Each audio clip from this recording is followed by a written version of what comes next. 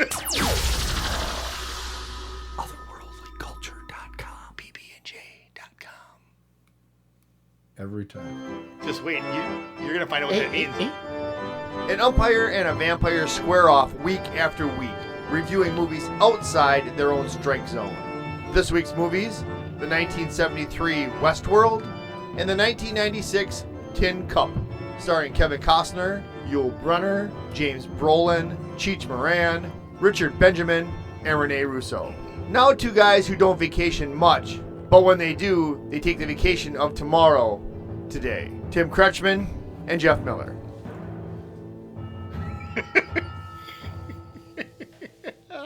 You are in rare form tonight. What? Hey, everybody. Welcome to Dead on the Bases. Hi. He's Jeff Miller. And we he's call Tim him the Kretschmann. Ump. Oh, I'm sorry. Oh, that's all right. And We did this on purpose. We changed the entire studio so you could just point in the right direction, and we point in the right direction. And he's Tim Kretschmann. He's the vamp.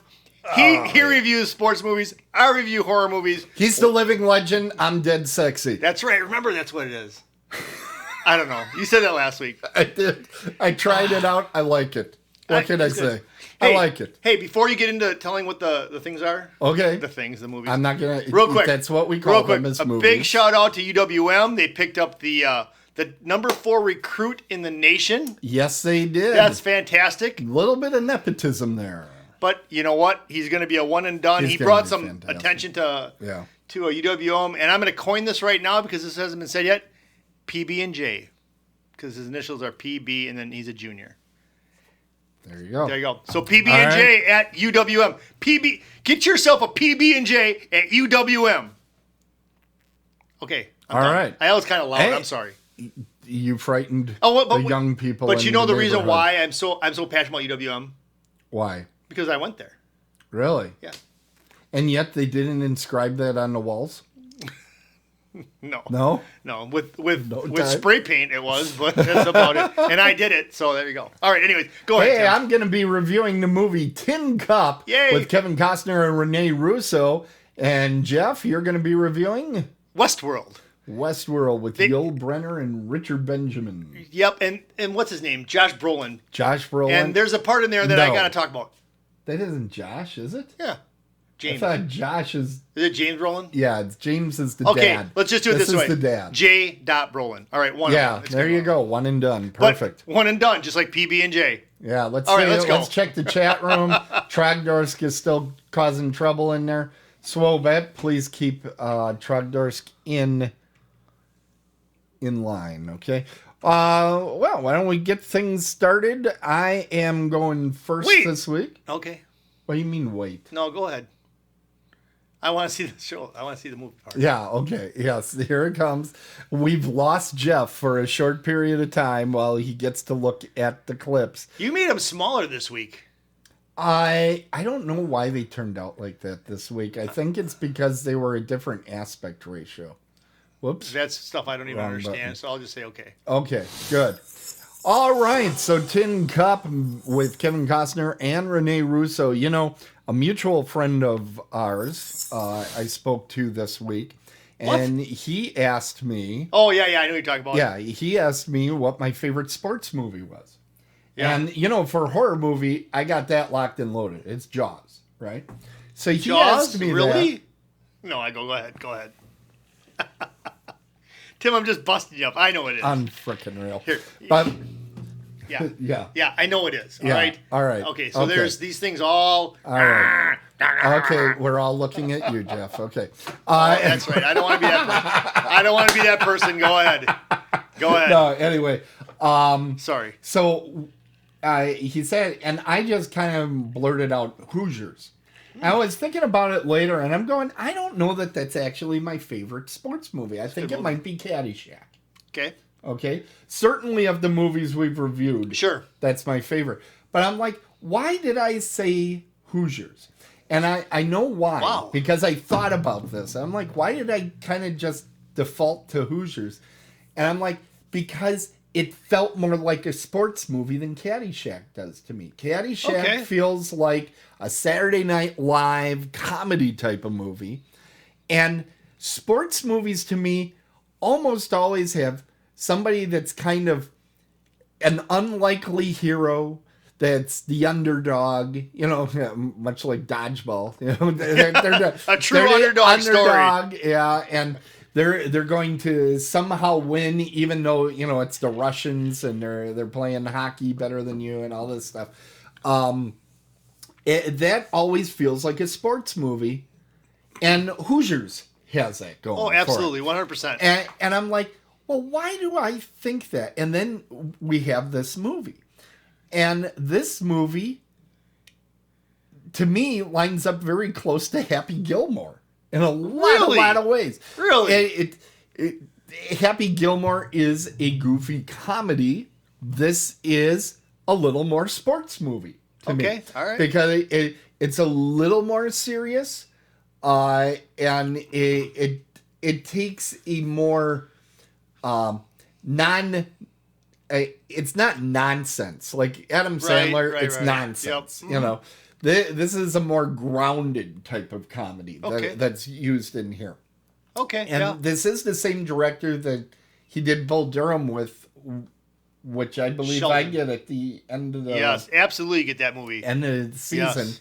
I finally get to see Bull Durham. I've never seen it yet. Wait, I did honestly. I'm not. You haven't seen that ever? Ever. Wow, and I can't wait for you to see it. I'm holding out. It could be my new favorite sports movie. We don't know. I think it's going to give whatever your favorite sports movie is a run for its money. It's a great movie, but go ahead. I'm looking forward to it. So this movie really is the Cinderella story Bill Murray was talking about at the Mums. I mean, right? And I wanted to take a moment. I even put it in bold in my notes. You can probably see it over there. So I want to thank you for finally giving me a flick without a single drug or roids reference in the whole thing. Wow, it's been a while, right? Jeez. That's another thing with sports movies. It's like, God, are they all drug movies? And, it's like, God, there's a lot of drugs in it. And I'm worried because next week we have Secretariat, and in the news, all you hear about is this drugging of a horse that's Bill going on. Baffert's a joke. So I don't want to get you going. You're going to get me upset about that, so we'll go ahead. But I'm kind of like, God, I hope that movie isn't all about sticking needles into things again. I finally had a movie without needles. I was happy. Secretariat has Diane Lane in it. It's worth just having her in the movie. Okay. Well, okay. This movie, I think, is really interesting for another reason, too. Because this movie was made right about the same time that Don Johnson and Cheech Marin went on to make Nash Bridges. You're right. One of my favorite action shows. Yeah, you're right. You're 100%. Of the 90s, late 90s. And from what I hear, they kind of got some of the rapport from here. Don Johnson is very good friends with Kevin Costner, and you can tell that a number of times. Yeah, sure you can. In here. But let me tell you, every time there's a scene with Cheech Marin, he steals the frickin' scene. He doesn't even try. He doesn't even try. It's shameful. He isn't even trying. And I'm going to steal this scene. Here we go. And when he goes to the spa, now it's the pool outside the Winnebago. Were you? Yeah, it's a little kiddie pool. He's that fantastic. Got blown out. He's trying. Yeah. They had Rene Russo doing that. Go ahead. Go ahead. Hold on, I'm picturing it. Okay, but do you remember Cheech and Chong? Did you watch it? I've watched it, like Nice Dreams and Up in Smoke. I think those were the two I saw. Yeah, I don't really remember the movies. I don't either, really. But they used to have their stuff on Dr. Demento all the time. Really? They had recorded a bunch of albums. Demento. And I did like a number of their albums, but I wasn't into it. Again, is all drug humor. That's the other thing. You got Cheech in there. It's a sports movie and still no drugs. Amazing. And a stripper. That's right. And there's no drug. It's like it's swimming upstream like a salmon, okay? No nudity either. No, and that's unfortunate because you got Renee. Well, you got Renee. Yeah, but she doesn't do anything in Thomas Crown Affair she either. Wants to. She wants to, though. She just needs to check. She wants to. Hey, she wants to. Okay. This is, again, one of these stories of a player fighting his own demons. Yes. And having good. Now, that has come up a couple of times here on the show. Obviously, last week's, the program, you bet. He was definitely fighting the demons. Mm-hmm. But it was also in the Scout. We had it in Caddyshack to a certain extent. And it was in Over the Top. It was. I was looking through the list and I'm like, oh God, I'm going to have to mention Over the Top. It was in there. It was in North Dallas 42. It was in North Dallas 40, yeah. But okay, so one of my favorite lines. This is my favorite line. Let's hear it. I think it's Renee Russo. She says, is this normal behavior for him? And then Earl says, well, the words normal and him don't often collide in the same sentence. It's awesome. Now, I will say this movie does show some animosity toward pelicans that made me a little bit uncomfortable. As he's trying to do a shot through the bar to hit a pelican that's out in on the water someplace.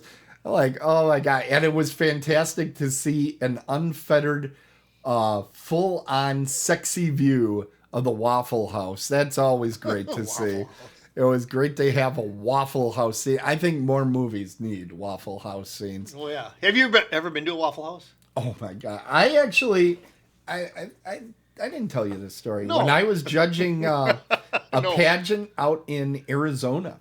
Get out of here. I was at a hotel that I didn't rent a car for that one because you got a thumb. The show was the pageant was covering it, but I couldn't go anywhere, and there was a Waffle House in the parking lot. I'm like, I'll just eat a Waffle House. I ate 5 straight meals at the Waffle House. What do you mean? 5 of them. Breakfast, lunch, dinner, like that way? Yeah, I had dinner, breakfast, lunch, dinner, breakfast.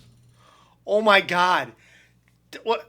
I've never been to a Waffle House. So did you just eat waffles every meal, or what else? I had pork chops one night. Shut up! That was a mistake. They don't have pork chops at a Waffle House. Oh, yeah, they do.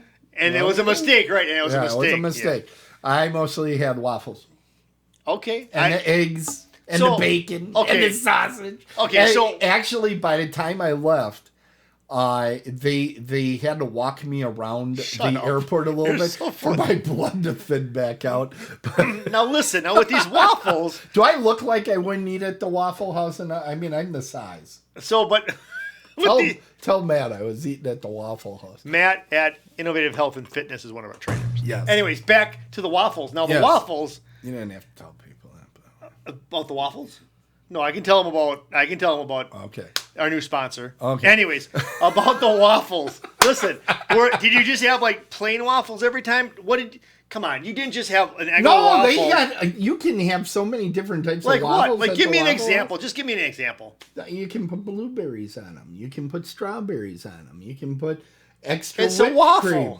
It's still a waffle, but I always get it with sausage, and I'm getting eggs. I got an omelet one of those times. Okay, so you're not just eating waffles. You're having some stuff around it. For the most part, there's a waffle. It's kind of like saying I went to the Chinese restaurant and I had rice. Well, yeah, you had rice. But there's other things, you know. I went to the Chinese restaurant and had a burrito. Yeah. But listen.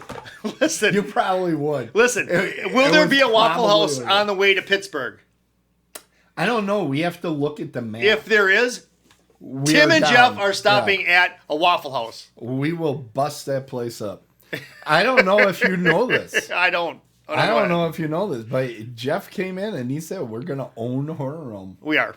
Going to own Horror Realm. When people leave Horror Realm, they'll be like, did you see Dad on the Bases there? That's the only thing they're going to remember about Horror Realm is DOTB. That's right. DOTB. It's going to be amazing. It is. We're all amazed.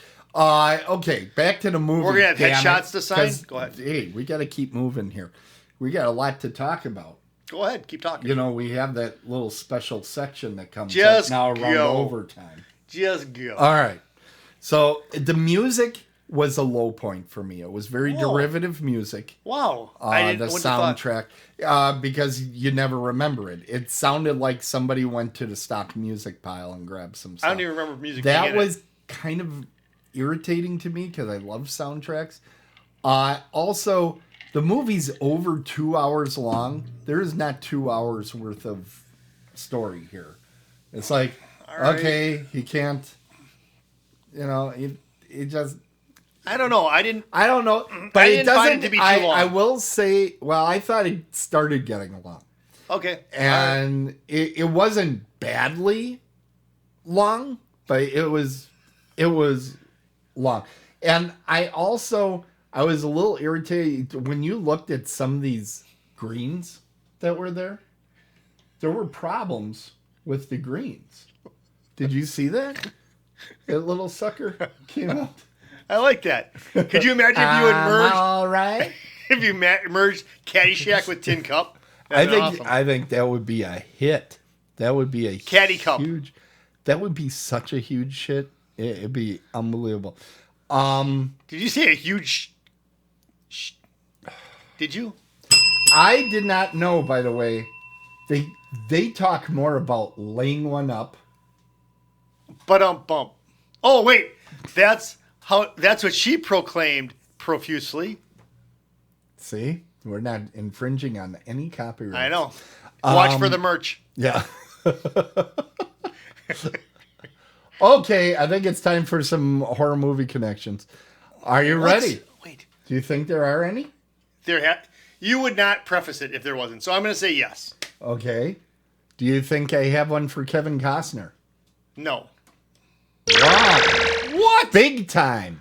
Not that bikini movie he did. Big time. No. Mr. Brooks. Oh, yes! He plays a serial killer. He is so good in it, He is good in that movie. It's ridiculous. I've seen that, believe it or not. I've seen it.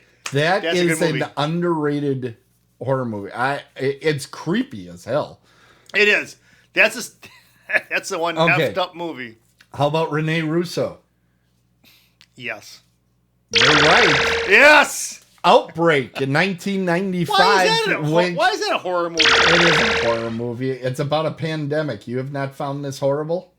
I guess I have. You're welcome. Cheech Marin. Do you think Cheech Marin's been in... Yes. He's been in 2 of them.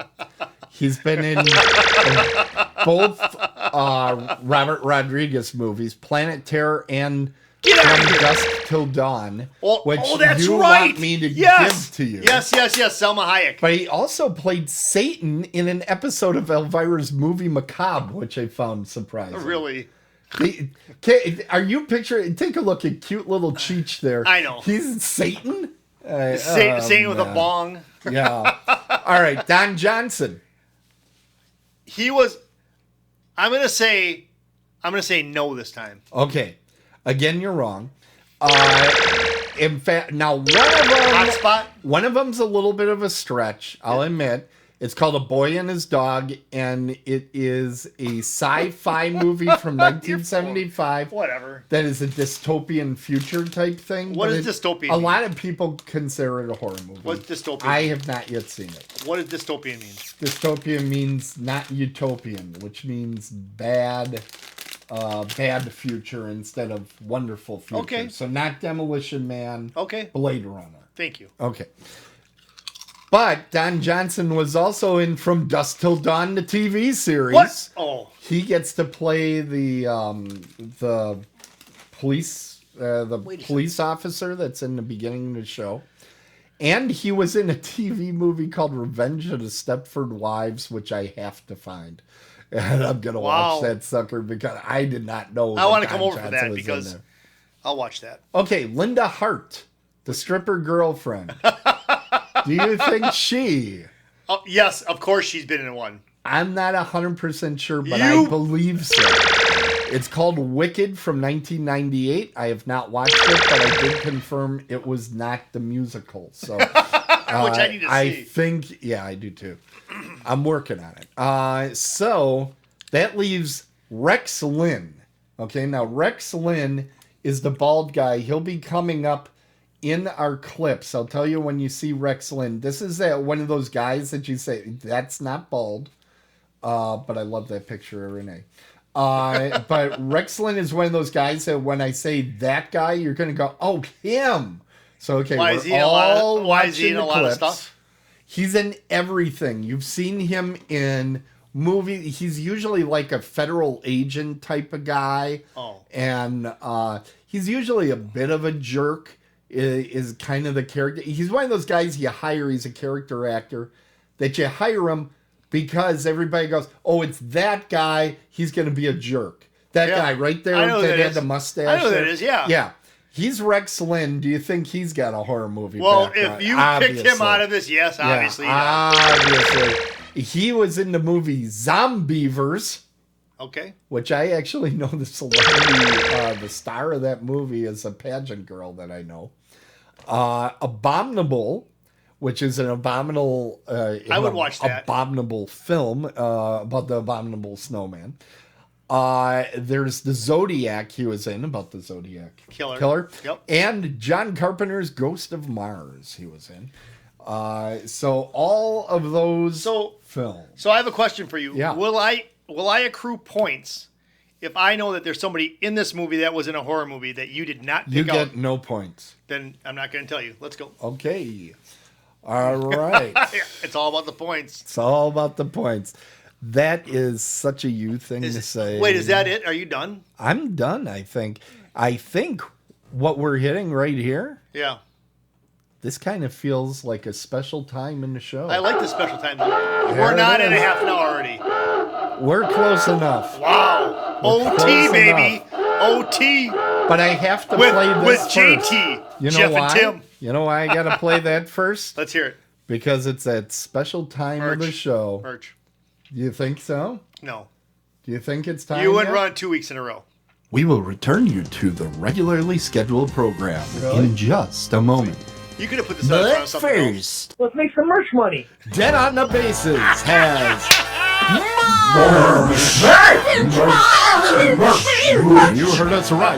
Give us some merch in the chat room. You saw how the elements came together. You heard it all. Merch it up. Juggernaut of awesome. This is so cool. know today. We have Dead on the Bases merch. I'm not going to get this high quality durable garment at our store or a fine partner location. Get our classic and classy tees that really shine, worn out on their own, paired with some chinos or a pair of jeans. This is for sure your new favorite tee. And it's also your significant other's new favorite tee. Made with a super soft blend of ring-spun cotton and polyester to help the shirt keep its shape, as it will soon be the shirt you wear for all occasions. And what else do we have coming in the line? What? I'm thinking about getting coasters, and I'm thinking about getting tumblers, like Yetis. I don't know, man. I think we got a market going. I don't know. As always, Jeff, you are so right. Get this fabulous product now at a location near you. Dead on the Bases, when you care. And when you are... Open it up Muskego style! Man, that was a good night for me, I think. Coast to coast. I think you had some fun there. I use Coast soap in the shower. Oh, where is it now? I got to press this one. There we go. People are like, what the hell? Look at that. Oh, who wants it? I mean, that is going to be a great awesome. T-shirt. Well, you know what? It's not going to be that heavy cotton either. I don't want to brag, but we actually got a call at the Dead on the Bases hotline. Oh, did we? Let's... Fun on the phone! Hello, this is the owner of the pet shop in the middle of Parkland Mall that looked really sketchy. And I'm wondering, where's my merch? I should have t-shirts by now coming out my wazoo. How can I sell your merch if you don't get it to me? Come on. That's good stuff, man. Just go right in past the Parkland Theater. Go to the middle of the mall before you go to Galaxy of Games. Yes. And I'm the one with the animals that look very, very distressed in the windows. Thank you. There it is. Oh, that's from the hotline. Well, we got to get some of that merch over to Parkland Mall. Stat. we got a rush on that thing. We were talking about that before the show started. Yeah. I mean, I mentioned that there was a piranha. They used to have like piranhas in there you could go and see. Yeah. But do you remember in Parkland Mall they had all those different that was the middle and you could go all these different directions? It was nuts. You could go 4 directions. Are you sure? Because it seemed like a lot more to me, man.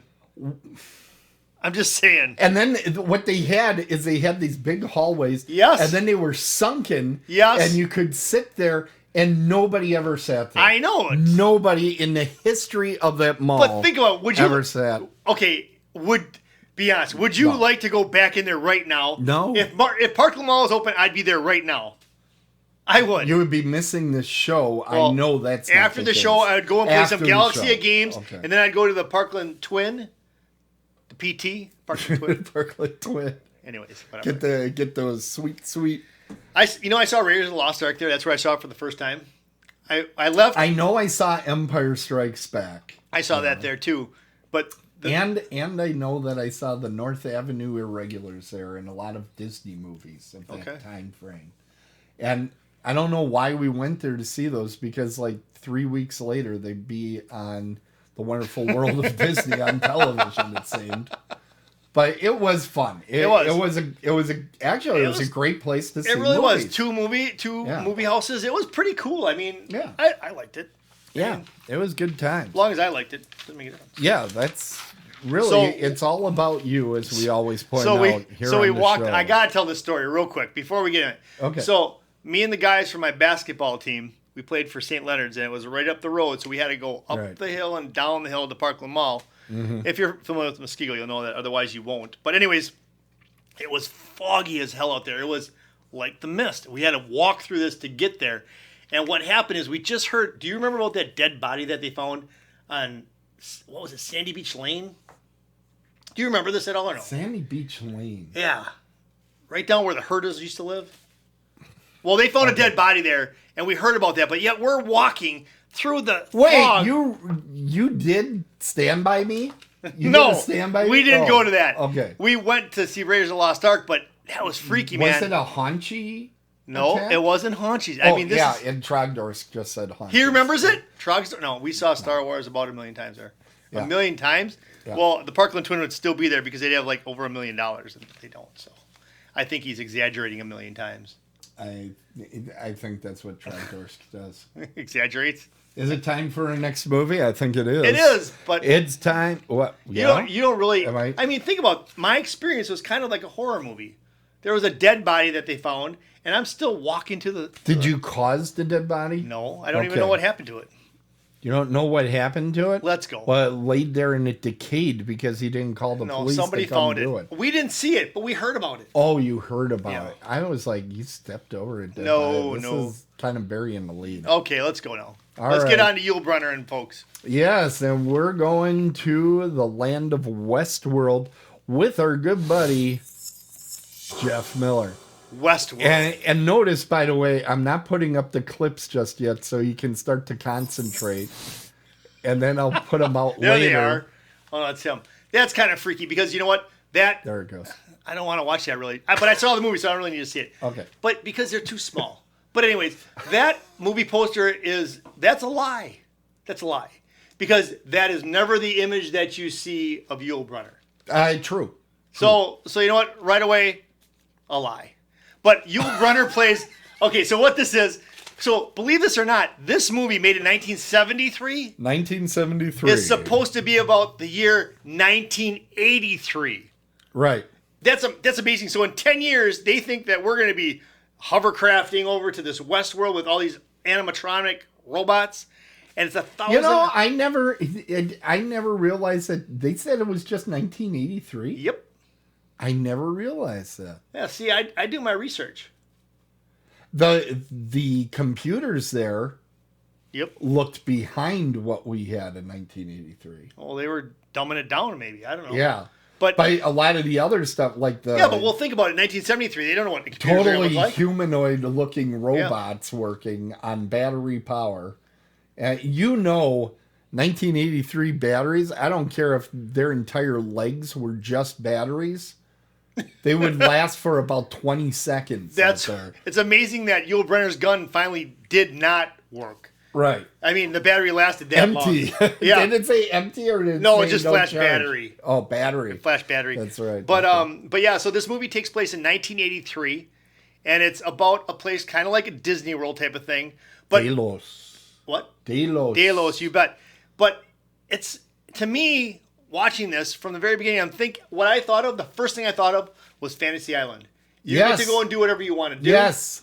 You can do that. You can go wherever you want. So they had Roman world, they had Westworld, and they had medieval world. I used Westworld to bridge the gap so I could remember. But yes, they had medieval world. But if you listen closely, the announcer a couple times says Western world. So he kind of screws it up. Yeah, he does. Yeah. I caught that too.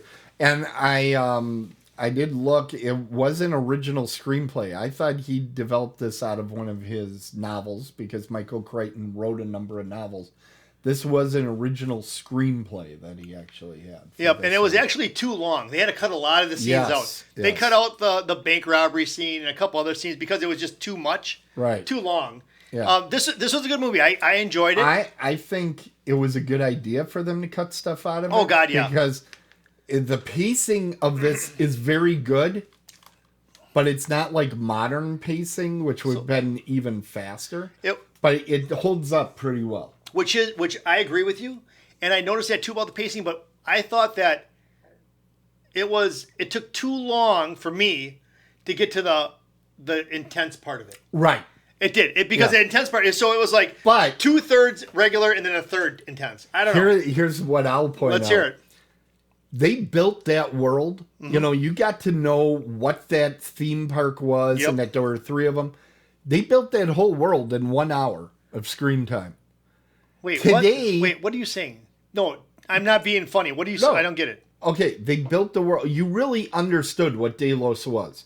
You got a feel for what everything was. Yeah. Today, that would be like 5 episodes in, and they would start doing something. Yep. They had to get it because I'll tell you, I saw the recent TV series. I watched the first season of Westworld. Yep.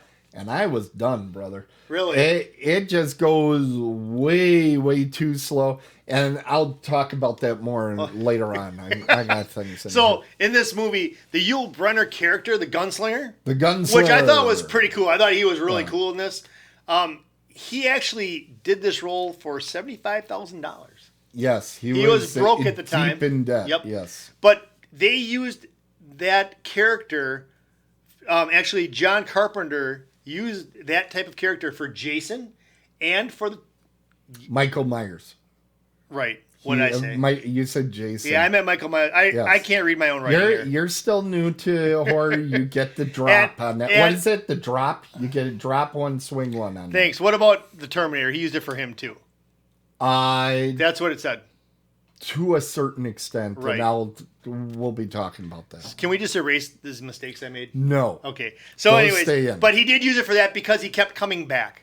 And in a way, not Jason, God bless it, Michael Myers. Yeah. So everybody's seen Halloween. The deathless monster. Correct. Thank you. That's why you're here to help me out. Yes. Okay. So anyways. We were wondering why. So the cool thing is that, which Brolin is it? James Brolin. The one that married Barbara Streisand. Oh, God. So, James and...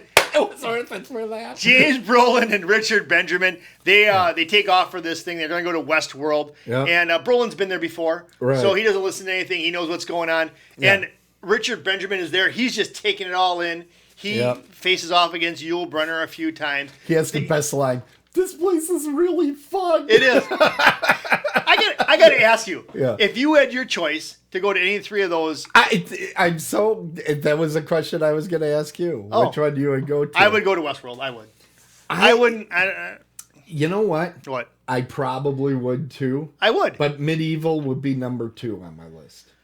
I think I would go Westworld, Roman, medieval. Medieval just, it kind of, it screws with me. I don't want to. Yeah, I think I would be Westworld. I think Westworld, I had read someplace, Michael Crichton, his whole idea was these 3 worlds are kind of like the 3 fantasy worlds that you saw in the movies. In the early days of the movies, everything was in Rome in medieval times or a Western.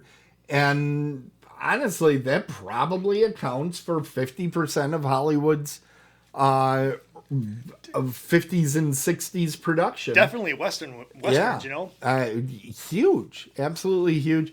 And who doesn't want to shoot Yul Brynner from Magnificent Seven? But was it? You know, he's one of the toughest guys ever. I have a little note about Magnificent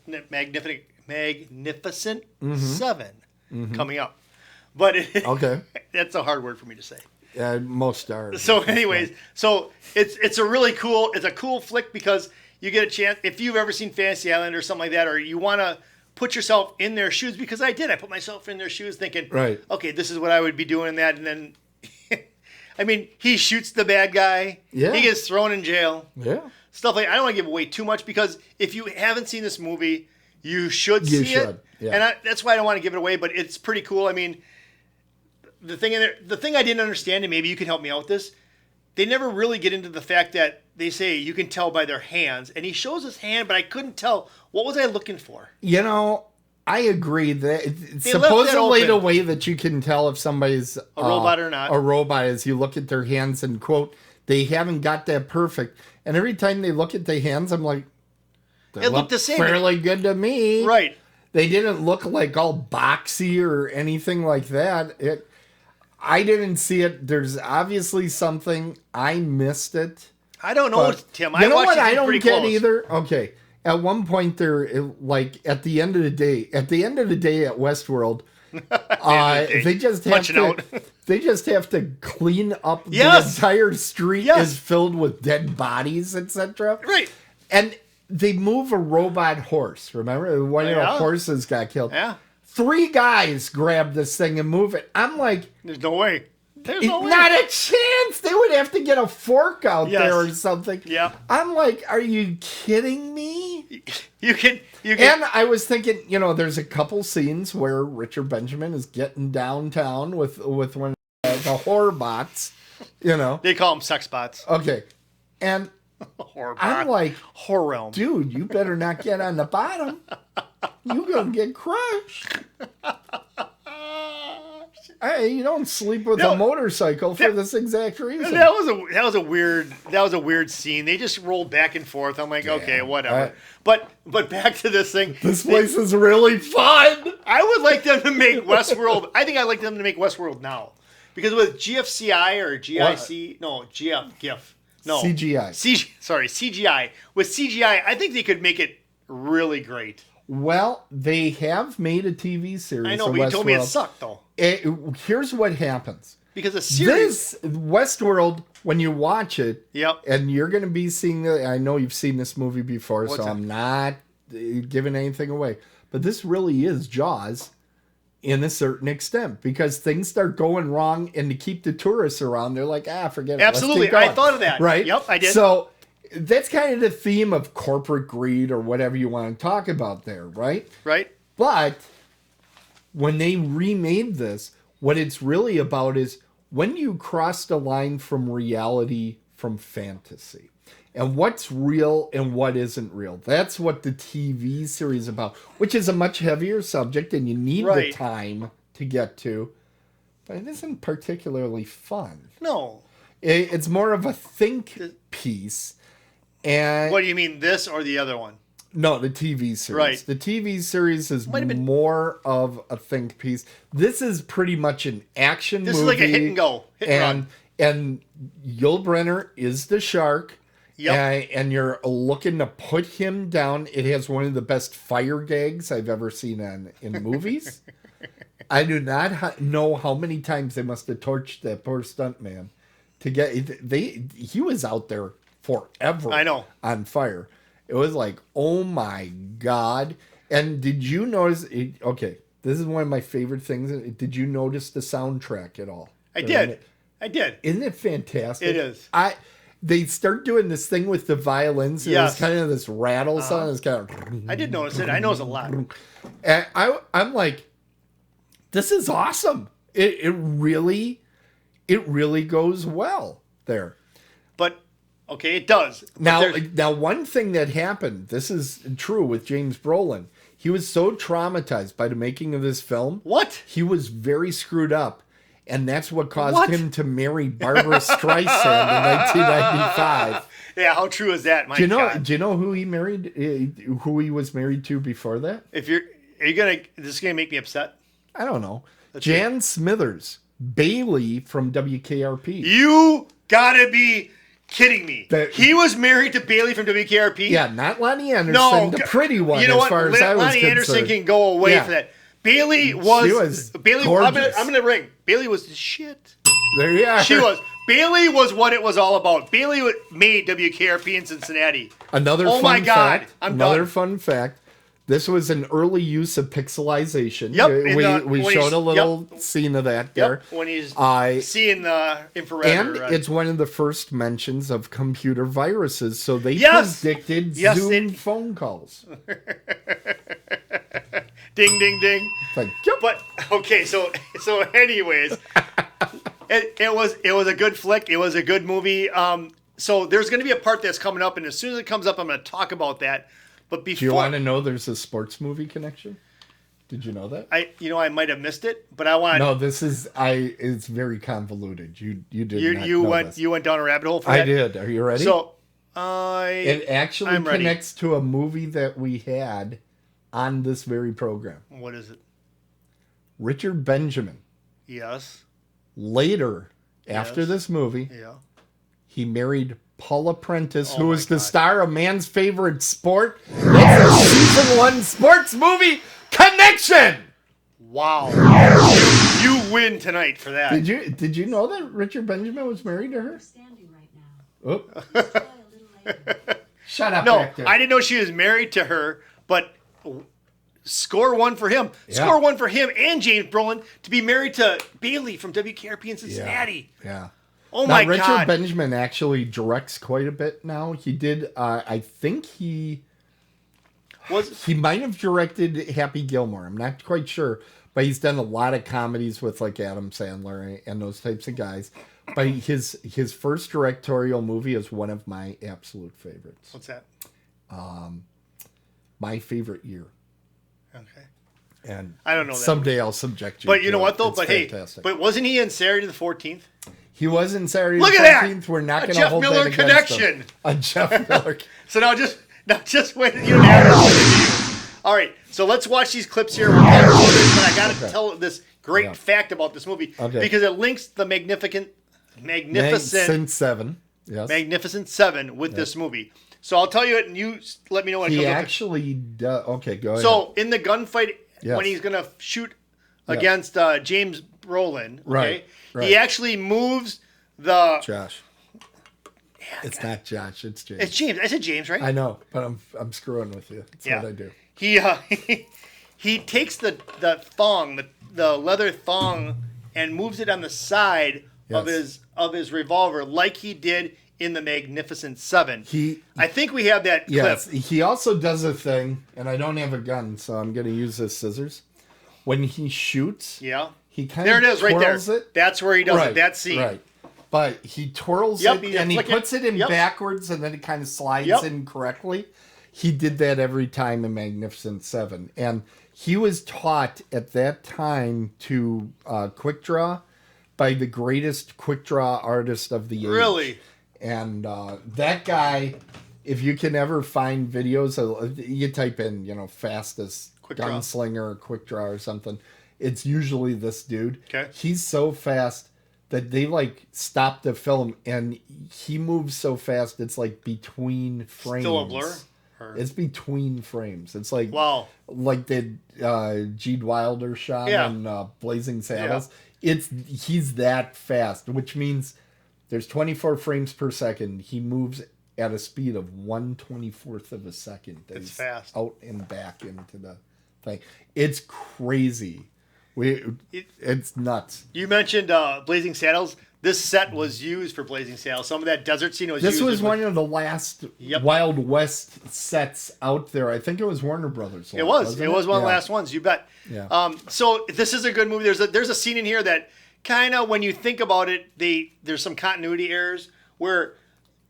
Do you know it? Because I'll tell you. You do realize this is about robots going amok. This isn't a true story. No, but okay. But here you seem not to realize this is make believe, Jeff. But Tim, when I tell you this, even in make believe land, it's a mistake. Okay. So when they're in the bar and there's that fight breaking out, and which is a great scene. The madam that's there, the madam that's right there, she's talking to everybody. The madam who was married to the creator of Star Trek. You know too much. Marshall Roddenberry. So she's in there and she's pounding some whiskey out of this bottle, right? I hear she used to pound Gene as well. Look at that with the notepad. But at the end, towards the end, when when Richard Benjamin, actually Peter Martin, is going down the different, when he's going into the different worlds, and I think he goes into medieval world, there is a robot in there saying, help me. And I'm going, that's a robot. And he's thinking it's not. Right. He gives her some water, and she... Yeah, she says no water, too. And she short circuits, right? Yeah. So how can she drink that, and the other one could drink the whiskey? Think about it. Because the whiskey was desalinized. Bull. Anyways, it was a good flick. I've said that like 17 times right now. Oh, so we need to get going into the trivia because you are jonesing. No, you are jonesing. But so we both would have went to Westworld, right? I think Westworld. You think would you have been like Dick Van Patten? Would you want to have been the sheriff? Dick Van Patten steals every scene he's first. He does, but what happens to him? We don't know what happened to him. You're right. You don't know what happens to him. There's an end to his story. No. Because he thinks he's so tough, and it's awesome. Hey, and he can't get back in the door of the. And he can't spit chaw, and he can't. Yeah, he locks himself out of the sheriff's office. Hey, when they blow up the now, you haven't been to a horror movie convention yet, Horror Realm, which they have cosplay, and so many times I'm watching this, and I'm like, this is just like cosplay world. And to a certain extent, we make fun of, this couldn't happen. Take a good look at what Disney is doing with Star Wars. Okay. They're going down this rabbit hole. Are you serious? They have actors portraying, not robots, but they are getting into deep immersion. They're building, I think it's done now, I can't recall, but they're building a hotel where you stay? You stay in this spaceship, and there's spaceship things that happen to you in Star Wars. So, I mean, they're kind of going down this, you can be a Jedi or you can be a Sith or whatever type of stuff going on. So they're getting there. We're kind of moving this direction. So this thing predicted computer viruses, Zoom calls, Disney getting Star Wars and putting it in theme parks, and Dick Van Patten no longer having an acting career. Unreal. When that couple was on that little tram, the guy who was in Medieval World, where did his wife went to Roman World, didn't she? Because she was like all happy about that. They split. She was happy about that, and she was having a lot of sex. We don't know that. Yes, but he tried to, but he couldn't. He wasn't getting because the robots defected at that time. They were defective. But she was getting busy right out of the trough. She's like, these things might get defective later. I'm nailing some. And what's the line by Richard Benjamin? This place is so fun. I love that. We should have got that on there. Oh, my God. But it was good. It was a good flick. Okay, I sent it to you. I didn't realize how much I liked it. Oh, the Star Wars Hotel opens in 2022, folks. Oh, really? So, that's coming. You know what? Soon. The only thing that kind of threw me off is that when she mentioned that the Black Knight was coming, I thought that it was Martin Lawrence. I don't know. Really? Because Martin Lawrence had the movie The Black Knight. Yeah, I know. That was funny. But I'm like, really? Did you think that? No, I didn't really think that. It was a joke. I was trying to be funny, all right? Oh, I told you to give me the hand signal first. It's trivia time, everybody. The hand signal? This one? Yeah, I'll give you a hand signal. Get in your frame. All right. That's what she proclaimed profusely. Watch for the merch. So bad. Okay. All right, Tim. So I got a bunch of stuff here. Are you ready? I'm going. Oh yeah, I'll go first. You back. You're going first. No, you're gonna. I'm you'll reading read to me mine first. Yep. Yeah. James Cameron who wrote and directed The Terminator, says The Terminator was based on the gunslinger from this movie. That's number one. You fucker. I'm awesome. B. I'm freaking awesome. The lead actor, Richard Benjamin, later became a director of my favorite comedy film. This is his directorial debut, My Favorite Year. Shit. Letter C. Yes. Letter C. Give me 5 points, baby. Okay. Yul Brynner released a commercial decrying cigarette smoking after his death. He died of lung cancer, and he shot the commercial just prior to his death, but after his diagnosis. Which one is false? I think you're setting me up. You should always think that at all times. You know what? He's starting to second guess himself. Yeah, I got him second guessing himself. Could you repeat the first one again? No. Please? All right. James Cameron, who wrote and directed The Terminator, says The Terminator was based on the gunslinger. I know the answer from this then. movie. The answer to this is C. C. Yul Brynner releasing a commercial decrying his cigarette smoking after his death. That is not true. That is so very wrong. He actually did. Which one's false then? The false one is that James Cameron wrote and directed. The writer and director of Terminator says that Terminator was based on gunslinger from this movie. That is not true. Actually, Cameron states that it was a nightmare he had of a chrome skeleton machine at the end of the movie. I knew you set me up for that. That is what inspired him. Arnold Schwarzenegger credits his performance on taking small aspects of Yul Brynner's gunslinger performance. That means you're wrong. You got 0. Wow. Finally, I got him, but he's gonna screw me up anyway. So here we go. Wow. Now I am going to not look. I want to check. Yes, actually, Swobet just said in the chat room she remembers the Yul Brynner commercials. You know what, Swobet? I actually thought that was it, but then I was like, no, because it sounded like it could have been happened. And you know what? I was gonna look up. Honestly, they are creepy commercials. But I was gonna look up today. He's like, I died of cancer. Ugh. I was gonna look up today how Yul Brynner died, and if I would have looked that up, I would have had this answer right. I had it there. I just never hit enter. Damn. There you go. All right, here we go. You goofed off again. All right. I'm about to not get this, so I don't know why you're sweating this. The climactic hole number 8. Climactic? Climactic. Yeah. The final hole number 18. Yeah. Is actually one of the hardest holes in Texas, and is actually hole number 4 at Deerwood Country Club, and is a par 4, not a par 5 like in the movie. But it's the hardest, and it's a 4? Yeah, it's the hardest hole in Texas. Hardest hole in Texas. That's what she proclaimed profusely. Pay attention. Roy McElroy goes from shooting an 82 the first round to shooting a 62 in the second round. Okay? A number freaking thing. No. That's just to set the scene, so you know. Oh, okay. So during that round, in the production, Costner was unable to chip the ball close enough for a realistic putt.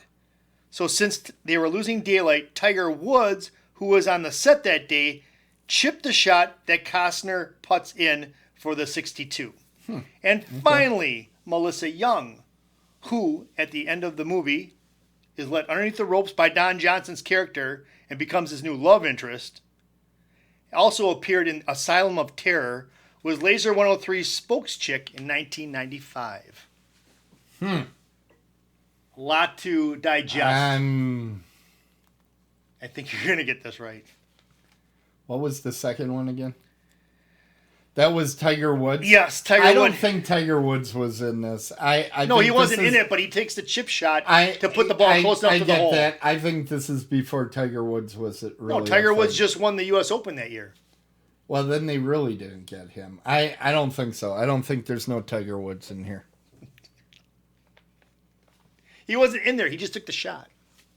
I believe you don't see him. Second item. I think the second item is false. Yeah, you're right. Yeah! Finally! Woo!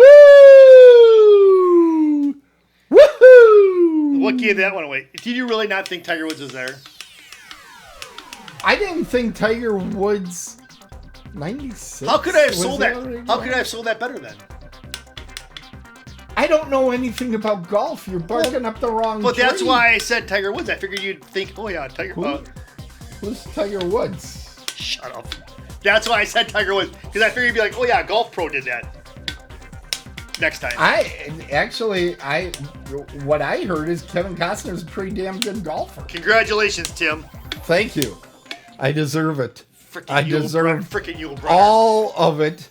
You can send your acclamations of wonder to PB&J. PB&J at otherworldlyculture.com. Remember, you can always send us email. I haven't got one yet. Tim at otherworldlyculture.com and Jeff at otherworldly. Whoever I get my first email from will get a free Dead on the Bases t-shirt. Okay, and I'm filling in the trivia here. Oh, don't waste any time, Tim. Don't waste any time. I'm ahead! Woo! Jeez. Okay, I'm going to score yours first. Tin Cup. Mm-hmm. Very good movie. Yep. Enjoyed it a lot. I know what you're going to give it. What am I going to give it? You can give it an 8. Fucker. That should have been your trivia question. You would have succeeded. All right. What are you going to give Westworld? I'm going to give Westworld an 8 as well. Oh, yeah. The reason why I thought it was an 8, and I just wanted to give it out real quick. Keep me in it. You're leading. It's a good movie. It's a really good movie.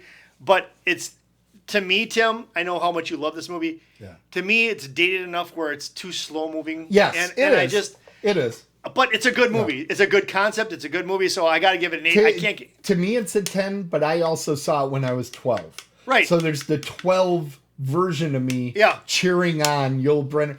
On Yul Brynner? Oh, yeah. You're cheering on the bad guy? Oh, yeah. Shut up. Yeah, get that guy. He's got a mustache. No, and I loved Richard Benjamin as an actor. Yeah. He was also in another horror movie other than Saturday the 14th called Love at First Bite. I saw he played Van Helsing. That's with Jim Carrey.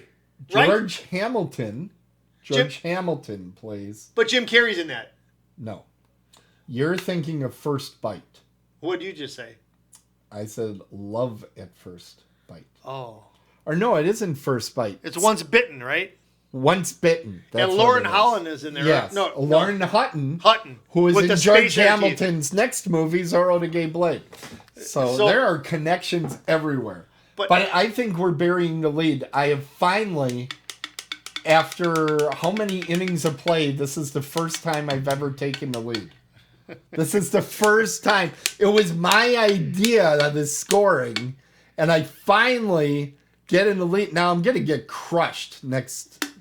If you know what, episode. Had it been the trivia question, because he's going to hate our movie from next week. So, but I did it because he's been very naughty, and we have to go to that. And of course, it's time for us to run our preview. Yep. And it's season 2, inning 7, and I gave him The Howling, which Little Scaredy Pants is going to have a hard time with. That's one of the greatest werewolf transformation scenes. Great director Joe Dante, who went on to make Inner Space and The Burbs and The Burbs. Great movies.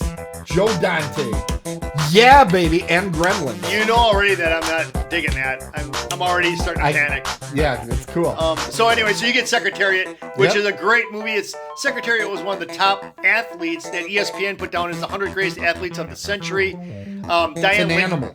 I know, but he's an athlete. I guess it's an athlete, but Diane Lane is in this. What do you call a snowmobile that people are riding around? That's not an athlete. A droid. It's a snowmobile. Diane Lane is in it. She's awesome. She's fantastic. She's beautiful. And then you have John Malkovich is in there, which you can't go wrong on that with John Malkovich. Does John Malkovich play the horse? He's actually the jockey. Oh, okay. He's a good actor. He could probably pull it off. He's a great actor. Did you ever see In the Mind of John Malkovich? Inside John Malkovich. Isn't that what? Yeah. It's something like, yes, I have seen the movie. I haven't. But I know you haven't? No, but I know it's out there. Some guy that jumps out of his head or something. But anyways, it's a good movie. You're going to like it. Okay. No, you isn't it? Different? Well, wait a second. It's Maybe different. I'm just from what I saw as the poster. It's of someone Inside John Malkovich. People. How'd you get that so fast? It's the weirdest movie. People they go into a particular room and they are controlling them like a giant meat puppet. Oh, yeah, man, it is bizarre movie. Did you ever see The Cube? Cube is an excellent movie. That's bizarre as hell. That's an excellent, and that's a horror movie. See, you keep telling me, oh, I don't see horror movies. You see plenty of Do you them. think I watched that whole movie? No. As soon as people start getting diced up, I stopped watching it. That was good stuff. No, it wasn't. They're trying to figure out math. I'm terrible at math. Based on a true story. It is not based on a true story. It's based on a true story. It is not. It happened on a Thursday. In 1989. Yes. In New Berlin. Nothing happens in New Berlin. Exactly. Without the mafia involved. So it was shot in real time. Perfect. Thank you. Thank you for feeding me lines. Yeah, shot in real time. What is It's a true story shot in real time. What's a true story? Okay, forget it. All right. Remember, everybody, to tune in next week here on Dead on the Bases. We don't have a bye week next week. We're actually going to do a show. Isn't that amazing? Wait, what? We have a show next week? Yeah. Okay, yeah. We don't have a bye week. We didn't have a bye week last week. We were here last week also. It's time to freaking howling. I got the howling, people. Come on. It's time to close the crypt and call the game. Thank you for watching, and remember to share and subscribe to our show and feed. You can find the show at otherworldlyculture.com and follow the show on Apple Podcasts, Amazon Podcasts, Pandora, TuneIn, Stitcher, Google Podcasts, and other fine places you find podcasts or our merch. You can also follow Jeff around wherever he is, and he'll start talking to you as if it's the show. It's amazing. So stop him if you see him at the local Piggly Wiggly. Just go up to him in Parkland Mall, go up to him and say, "Where's the merch?" And he'll say, "I know, we're going to own Horror Realm." It'll be a great time. We are. All right, are we ready to call it? You call it. Let's call it. Go ahead. If it is sports, it's a home run. If it's horror, run home. We're Dead on the Bases, and we'll see you next time. Otherworldlyculture.com. Westworld.com. I don't know, man. I don't know what you're doing either. It's a thing. All right, wait till we get out. No, howling really? Yes.